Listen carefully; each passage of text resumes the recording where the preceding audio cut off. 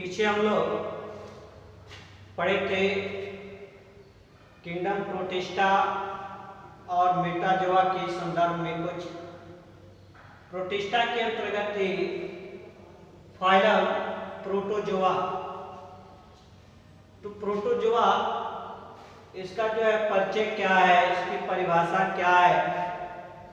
तो इसमें जो है यूनिसेलुलर अर्थात एक कोशिकीय जीव इसके अंतर्गत आते हैं, अर्थात यूनिसेलुलर यूकैरियोटिक सुकेंद्रकीय जीव जो है इस प्रोटोजोआ के अंतर्गत आते हैं। ये प्रोटोजोआ दो शब्दों से मिलकर बना हुआ है। ग्रीक वर्ड है प्रोटोज मीन्स फर्स्ट और जोन अर्थात एनिमल, अर्थात कह सकते हैं कि पहला जंतु या प्रारंभिक जंतु। इसकी ब्रीफ हिस्ट्री देखा जाए कि प्रोटोजोआ का जो है संक्षिप्त इतिहास क्या है, तो इसका अध्ययन सबसे पहले जो है 1617 ईस्वी में जो है ल्यूवेनहॉक नामक वैज्ञानिक ने जो है अपने द्वारा बनाए गए सूक्ष्मदर्शी से इनका अध्ययन किया था। बाद में जो है सन 1817 में गोल्डफस्ट नामक वैज्ञानिक ने जो है ऐसे जीव जो कि एक कोशिकीय हैं, सुकेंद्रकीय हैं, इनके लिए जो है अलग एक फाइलम प्रोटोजोआ का निर्माण किया। अर्थात गोल्डफस्ट ने जो है प्रोटोजोआ नामक संघ का निर्माण किया, जिसके अंतर्गत जो है यूनिसेलुलर एक कोशिकीय सुकेंद्रकीय कोशिकाओं वाले जीवों को रखा गया।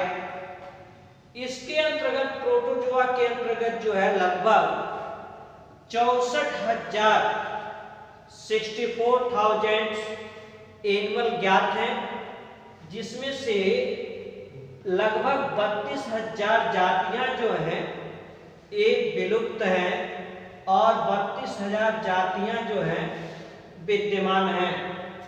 तो देखते हैं कि इसका इंपॉर्टेंट कैरेक्टर्स क्या है, महत्वपूर्ण लक्षण क्या है। तो इंपॉर्टेंट कैरेक्टर को जानने के लिए इसमें सबसे पहले हम एक तरकीब अपनाते हैं कि इसके अंतर्गत जो है कुछ एग्जाम्पल्स, उदाहरण कौन कौन से जो है जंतु आते हैं उनको हम ध्यान में रखते हैं और उनको ध्यान में रखकर तब हम महत्वपूर्ण लक्षण की जानकारी करते हैं, तो हमें भूलता नहीं है और याद भी करना नहीं पड़ता है। केवल जो है हमें लक्षण मालूम रहे तो इनका कैरेक्टर्स हम लिख सकते हैं। जैसे प्रोटोजोआ के अंतर्गत जो है अमीबा आता है, यूग्लिना आता है, प्लाज्मोडियम है, तो ये सब जो है पैरामीशियम है, प्रोटोजोआ के अंतर्गत आते हैं। तो इन्हीं उदाहरण के बारे में यदि इनके हम लक्षण को जाने, इनके सारे लक्षणों को लिख दें तो वही जो है फाइलम प्रोटोजोआ का भी लक्षण हो जाएगा। जैसे कि इनका हैबिटेट, इनका स्वभाव क्या है, आवास क्या है। तो ये प्रोटोजोआ संघ के जंतु जो है ये जल में रहते हैं या गीली मिट्टी में रहते हैं, ये फ्री लिविंग रहते हैं, स्वाश्रयी जल में जो है निश्चल उतराते रहते हैं या अन्य पेड़ पौधों या जंतुओं के शरीर के साथ जो है ये जुड़े होते हैं, सहजीवी के रूप में भी पाए जाते हैं, परजीवी के रूप में भी पाए जाते हैं। इनका शरीर का माप जो है अति सूक्ष्म होता है, अर्थात इनको जो है हम सूक्ष्मदर्शी की सहायता से ही देख सकते हैं। इनका माप जो है 0.001 से लेकर 0.3 mm तक जो है इनका माप होता है। शरीर की आकृति जो है ये विभिन्न प्रकार की होती है, जातियों के अनुसार जो है अस्थायी होती है। जैसे यूग्लिना है तो तुरतुरुपई जो है आकृति होती है, पैरामीशियम है तो स्लीपर के रूप में जो है आकृति होती है, और कुछ में जो है वातावरण प्रभाव के कारण या गमन के लिए जो है परिवर्तनशील भी होते हैं, अर्थात प्रतिपल की आकृति बदलती रहती है। जैसे अमीबा है उनकी आकृति जो है बदलती रहती है। शरीर का जो है नग्न होता है, कुछ में जो है पेनिकल आवरण के द्वारा ढका होता है, जो कि एक लचीली आवरण होती है, जिनसे जो है प्रतिकूल वातावरण से इनको सुरक्षा मिलता है। और कुछ में जो है कठोर खोल के द्वारा जो है कुछ का शरीर जो है ढका होता है।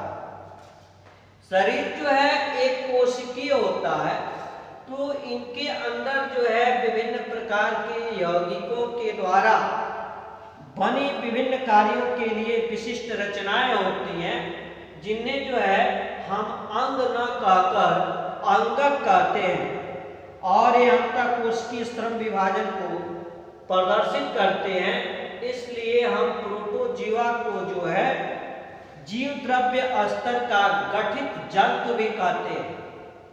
ऐसे ये अगला कि प्रोटोजोआ का शरीर जो है एक कोशिका से मिलकर बना होता है, और जो बहुकोशिकीय जीव होते हैं उनमें जितने भी प्रकार की जैविक क्रियाएं होती हैं, वे सारी की सारी क्रियाएं जो हैं इस एक कोशिकीय शरीर वाले प्रोटोजोआ में भी होती है। इसलिए हम प्रोटोजोआ को अकोशिकीय जीव भी कहते हैं। प्रोटोजोआ में जो है विशेष रूप से जो है अलैंगिक जनन पाया जाता है। इनमें जो है ऐसे अगला है कि गमन के लिए जो है प्रोटोजोआ संघ के जंतुओं में जो है फ्लैजेला, सीलिया ये पाए जाते हैं। अर्थात कुछ में जो है कशाविका फ्लैजेला के द्वारा गमन होता है, कुछ में जो है पश्चिमाविका अर्थात सीलिया के द्वारा गमन होता है। और कुछ जैसे अमीबा है, तो अमीबा में जो है सीडोपोडिया अर्थात ऊतपाद के द्वारा जो है गमन होता है। प्रोटोजोआ संघ के जंतुओं में जो है इनमें एक केंद्रक होता है या दो केंद्रक होते हैं, या दो से अधिक केंद्रक हो सकते हैं। यदि दो से अधिक हो रहे हैं तो समान प्रकार के होते हैं, परंतु कुछ में जो है एक केंद्रक विभिन्न प्रकार के भी हो सकते हैं, दो प्रकार के हो सकते हैं। जैसे पैरामीशियम में जो है एक गुरु केंद्रक पाया जाता है और एक लघु केंद्रक पाया जाता है। ऐसे जो है इनमें गैसीय विनिमय एवं उत्सर्जन जो है ये शरीर सतह से सामान्य विसरण क्रिया के द्वारा जो है उत्सर्जन क्रिया भी होता है और गैसीय विनिमय का भी क्रिया होता है। आवश्यकता पड़ने पर, चूंकि ये जल में जब रहते हैं तो आवश्यकता पड़ने पर यदि शरीर में अधिक जल की मात्रा हो जाती है तो इनमें इनके अंदर जो है 2 या 3 जो है कॉन्ट्रैक्टाइल वैक्यूल्स संकुचनशील रिक्तिकाएं पाई जाती हैं, जो कि आवश्यकता से अधिक जल को अपने शरीर से जो है निकालती हैं, अर्थात जल की मात्रा का नियंत्रण करती हैं, प्रासरण नियंत्रण का कार्य करती है, अर्थात ऑस्मो रेगुलेशन का कार्य करती है। और वातावरणीय परिवर्तनों अर्थात उद्दीपनों के अनुसार जो है इनमें प्रतिक्रियाशीलता करने की भी क्षमता जो है पाई जाती है। तो आज हम लोगों ने थोड़ा सा साधारण जो है फाइलम प्रोटोजोआ का परिचय क्या है, उसकी परिभाषा क्या है, प्रोटोजोआ का इतिहास क्या है और उनका जो है कुछ मुख्य लक्षण क्या है हमने जाना। शेष अगले दिन जो है इस प्रोटोजोआ का क्लासिफिकेशन हम लोग पढ़ेंगे।